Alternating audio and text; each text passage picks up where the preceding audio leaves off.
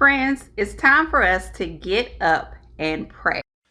There's no other cup like this cup.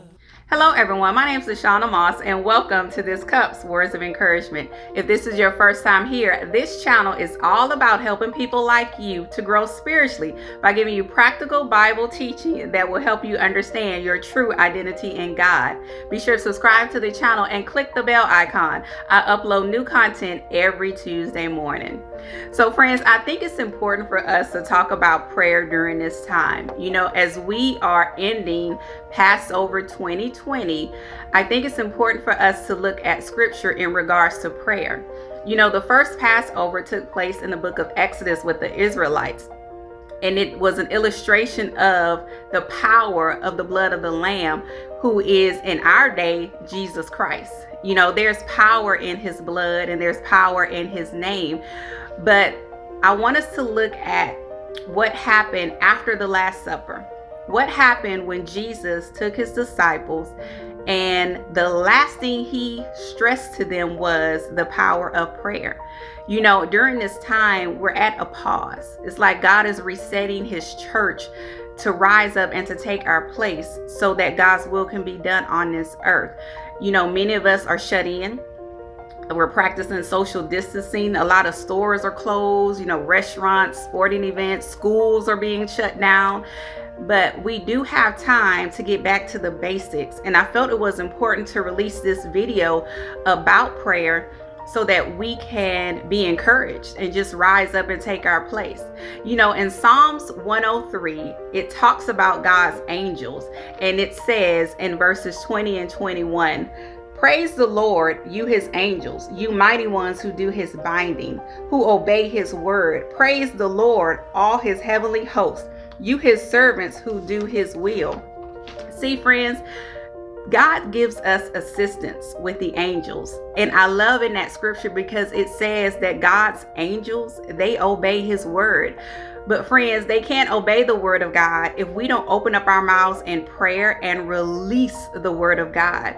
So it's important for us not to shrink back during this time. For God did not give us a spirit of fear, but of power, love, and a sound mind. But it's time for us to begin to get back in our quiet places, get back in our closets, and begin to pray God's will over our lives.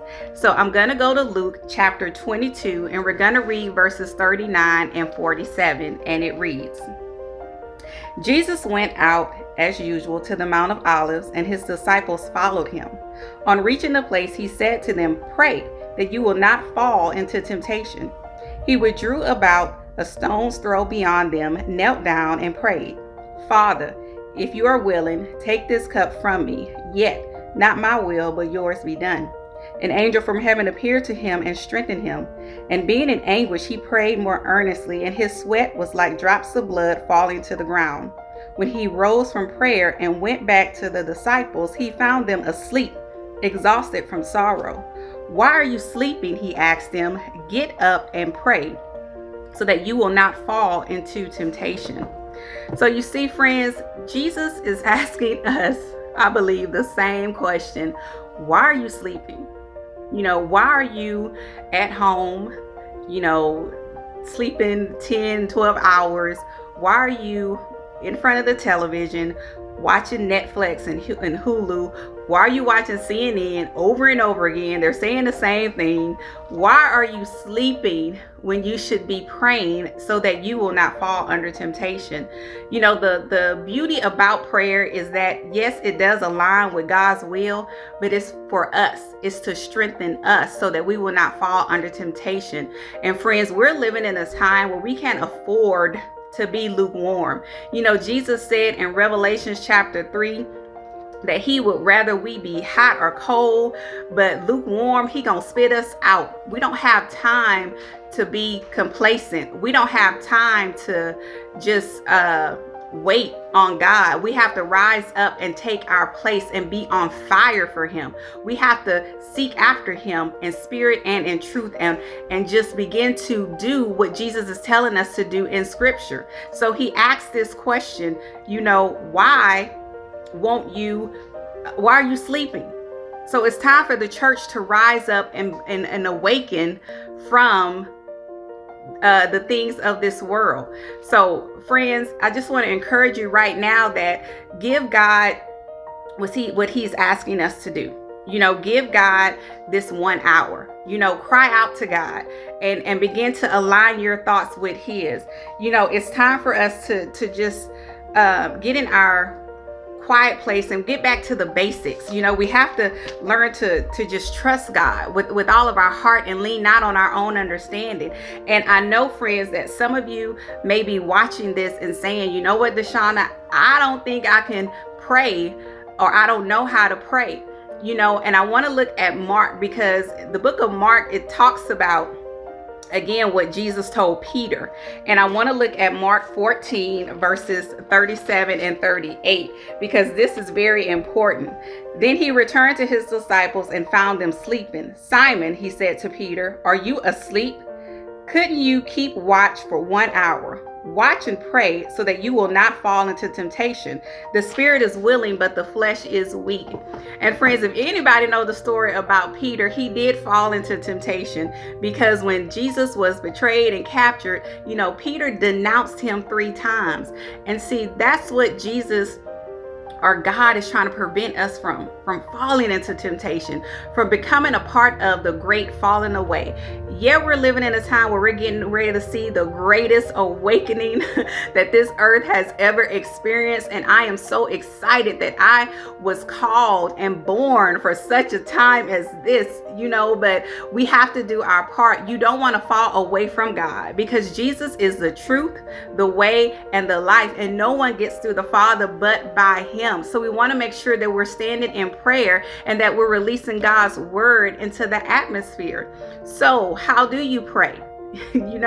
Prayer is just a conversation with the Father. Jesus taught us how to pray in scripture.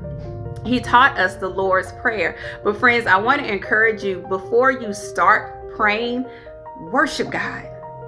Get into his presence. The word of God says that he inhabits the praises of his people. We worship God because of who he is. Learn the names of God. Know that he's Jehovah Shalom, the God of peace. He's the Lord of hosts, and that there are more for us than there are against us with these angels. We're on the winning side. He's Jehovah Rapha. He's the Lord who heals. He's Jehovah Jireh. He's the Lord who provides for us. He's our shepherd. He's a good, good father. He is the God most high. He's the great I am. He's Alpha and the Omega. Learn the names of God and begin to worship him because of who he is. Give him all the glory, honor, and praise, because he alone deserves it. And there's nobody like our God. God is greater. He's stronger. He's higher than any other. And he's awesome in power. So start off with worship.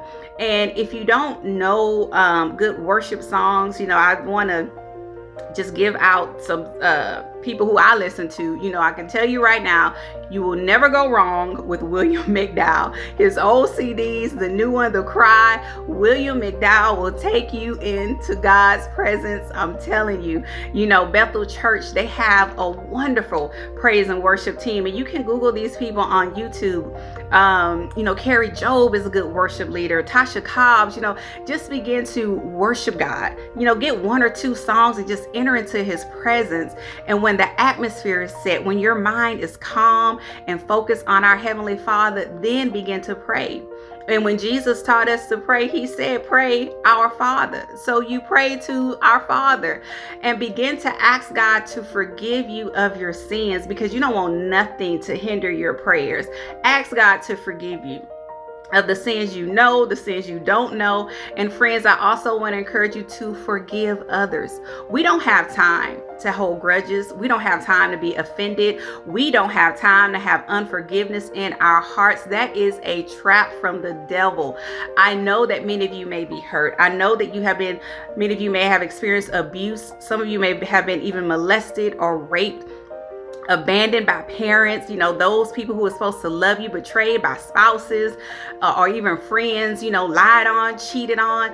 I know, because the devil, he comes to steal, kill, and destroy, but do not let him steal your prayers. Do not let him keep you hindered. Jesus said, If you will forgive, my Father in heaven will forgive you. But if you don't forgive, my Father in heaven won't forgive you. And we don't have time to be imprisoned by the devil. So friends, I want to encourage you, just let it go. Cry out to God. Say, God, I forgive this person. I know it may be hard, but tell God, I want to forgive. I know you want me to forgive. God, help me to let it go. Pour in your healing sap in my heart. Give me a new heart from heaven to forgive. Learn how Jesus did. Jesus forgave us on that. When he was dying on that cross, he forgave us. And his love demonstrated the love that he has for us. So friends, let it go. It's the past. It is the past. Let it go. Don't dwell on it, and just cry out to God and watch God pouring that healing sap. Let it go. Don't replay those events over and over again in your mind. Let them go and be free. So make sure you're going to God, letting go of the heaviness. Cast your cares onto him because he cares, and just begin to cry out to God. And then when you're praying, in prayer, Jesus said, your will be done on earth as it is in heaven. Pray God's will. And I can tell you right now, it is not God's will that any man should perish. So pray for the salvation of your loved ones and your friends and maybe co-workers. It is not God's will for anybody to be sick. So pray for healing. It is not God's will for you to be in lack or dealing with poverty. So pray for prosperity. Pray for God's blessings upon you. Pray for Israel. God said, I will bless those who bless you and I will curse those who curse you. It is our duty and privilege to pray for God's chosen people. Jesus was Jewish. Pray for the peace of Jerusalem. Pray for them. Pray for our government, because we help set the atmosphere on our territory and in this nation. So we want to make sure we're lifting up at this time President Trump, praying for governors and mayors in your city, in your state, praying for even superintendents, those that are over school districts. We want them to just hear the voice of God, and we want them to be men and women of God that are after God's own heart, so that we will be blessed and not lacking anything. So make sure you're praying for your government. And friends, rejoice in today. The scriptures said in prayer, when Jesus was teaching us, disciples, how to pray, is give us this day our daily bread. Rejoice for today. Be glad for your daily provision. Be glad that you have a roof over your head and clothes on your back and food to eat, water to drink, hot water to bathe in, electricity, lights. And if you don't have lights, be grateful that you have candles. Just have a grateful heart and a heart of gratitude, because we serve an awesome and almighty God. So begin to rejoice, and then ask God to lead me not into temptation. God knows your struggles. He knows your heart. Whatever you're dealing with, ask God to help you. And then find scriptures that you can decree and declare over your own situation that will help break you out of those bondages. So friends, that's how you pray. Now, if you do that every day, I guarantee you're going to look up and be like, wow, it's been an hour. Yes, it's been an hour. You gave God an hour. And guess what? Jesus is sitting at the right hand of the Father. And when you pray, he's saying, Daddy, they're praying right now. Release your angels. And the Father is saying, yes, I hear them, son. And he's telling those angels, go down there, bring those blessings, strengthen them, refresh them, revive them, give them hope, and, bring in their loved ones. He knows how to reach those people. He knew how to reach us. So friends, give God this hour. Awaken from your sleep. Get up and pray. Whether you need to get up in the morning, late at night, when the kids are taking a nap. I know we're at home, but just get up and spend that time with God and watch God move in your life, and watch you rise up and take your place, because we're in a war. We're in a spiritual war, and the devil is defeated. But again, friends, we have to do our part. The effective fervent prayer of the righteous avails much, but it won't avail if we don't open up our mouths and pray. And make sure your thoughts are aligned with God's thoughts, and that you're praying his will, not our own. Like Jesus said, not my will, but your will be done. So we want to make sure we're praying God's will, and that we're ready for this mighty harvest that God is preparing for such a time as this. I am so pumped and excited about what God is doing. And it's because I've been spending that time with God, giving him that hour in prayer and worship every single day. And it will strengthen you. And you won't fall into temptation because you're saturated in God's word. Friends, we have to get back to the basics. And that is prayer, worship, and the word. I've been teaching on meditation on God's word since January because I felt in my spirit it was important for us to get back to biblical meditation. So make sure prayer, worship, and the word is where you want to be during this time. And when this whole COVID-19 is over and we're ready to get back into the marketplace and get out of our homes, we want to be effectively sharing our faith with others. We want to bring in this harvest. We want to be ready and on fire for God. No more lukewarm. We are on fire for God, and just give him all the glory, honor, and praise. So friends, before we go, I just want to release a prayer over you, because prayer is powerful. So right now, Heavenly Father, I just thank you for every person that will watch this video, every person that hears the sound of my voice. Father God, I ask you to forgive them of their sins and cleanse them of all unrighteousness. Father, stir them up, fill them up, Lord God. I come against any type of hindering spirit, any obstacle that will prevent them from getting into your presence, from getting them into your prayer. I bind them in the name of Jesus, and I command them go down to the abyss in Jesus' name. Father God, I loose over them a spirit of humility, enough boldness, Lord God. I thank you right now, Lord God, that their eyes are open to see the way you see, Lord God. Help them to understand the importance of prayer. Help them to forgive those who have hurt and offended them, Lord God. Help them to rise up and take their place in your kingdom, Lord God. I thank you, Lord God, that they are mighty men and women of God, and that they will do what you called them to do during this time, Lord God. Help them to stand. Help them to put on the full armor of God so that they can resist the flaming arrows of the enemy, Lord God, as they hold up the shield of faith. Father God, I pray that you will protect them, hedge them in on every side, Lord God, right now, Lord God. For those that may be sick in their bodies, Father God, I lose health and healing to them right now. Jesus sent forth his word to heal, so I'm sending forth the word of God, and I command their bodies to line up with the word of God. Be healed by the stripes of Jesus Christ of Nazareth, now in Jesus' name, Lord God. So I thank you, Lord God, for the awesome testimonies, Lord God, that will come forth because of this prayer, Lord God. And I thank you that we are one body, we're on one accord, we are obedient, not conforming to the things of the flesh, but holy in all conduct, Daddy. So have your way and let your will be done in Jesus' name. We will pray, we will stand, and we will fight the good fight of faith, Lord God. And I thank you, Lord God. No more lukewarm Christians. We're on fire for you. I decree it right now, God, Father God, that we're on fire for you, that we're doing what you called us to do. In the name of Jesus, amen. So friends, this concludes this week's words of encouragement.